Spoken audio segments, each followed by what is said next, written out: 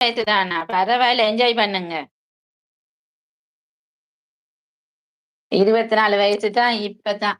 ம். இப்பதான் 24 வயசு. என்ஜாய் பண்ணுங்க சரியா? சஞ்சய், எப்படித்தான் இருந்தாலும் பிறந்த வீட்டு வாழ்க்கை மாரி வராது சஞ்சய்.